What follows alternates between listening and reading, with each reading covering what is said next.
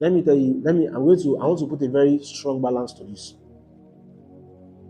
You see, the truth is that in local churches is resources that we use.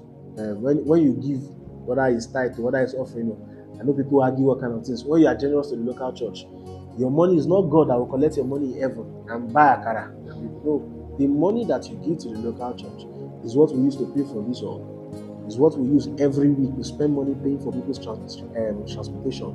When we go for an akazo where we hold meetings, is the money we use to pay, that is to pay for the all and pay some people's transport and do all that we do. The money is what we use.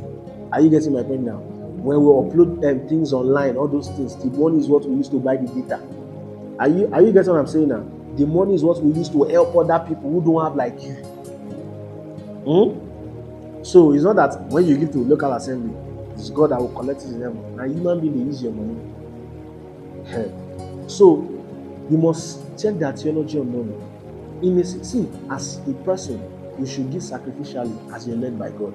As a Christian, I think if God is not leading you to give, if God has not, maybe you are seated one day and God gives you an instruction, say, give so to this person or give to your local church. Maybe you are stingy. Maybe God has spoken to you, but you're not hearing. So I'm saying that you give to your local church as the Lord has blessed you consistently. But when it gets to a point where every day they're always telling you to empty your bank account, okay? Also, see, let me tell you something. If you have meetings every time, I will say give. If you give now, you don't have again, leave it, pray for somebody else who have to give. Are you getting my point? So don't be under pressure. If you have given before and you don't have to give again, pray for us. God is going to speak to somebody else to give to us. When you are in a place where every time they always ask you to empty your account, I'm not saying don't give sacrificially, be led by God. Are you getting my point? And I also believe as a believer, if once in a while you don't give sacrificially, you are stingy, you don't hear. Probably God might have been talking to you, but you don't hear. Because as a believer, God sometimes will ask us to give sacrificially.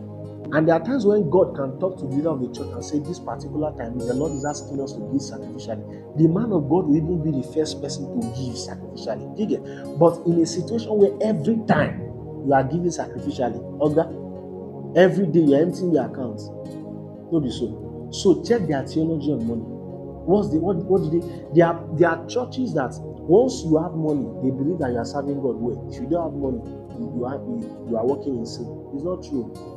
It's not what? It's not true.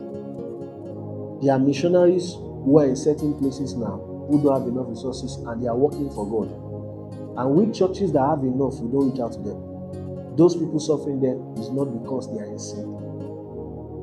There are people who have left their 9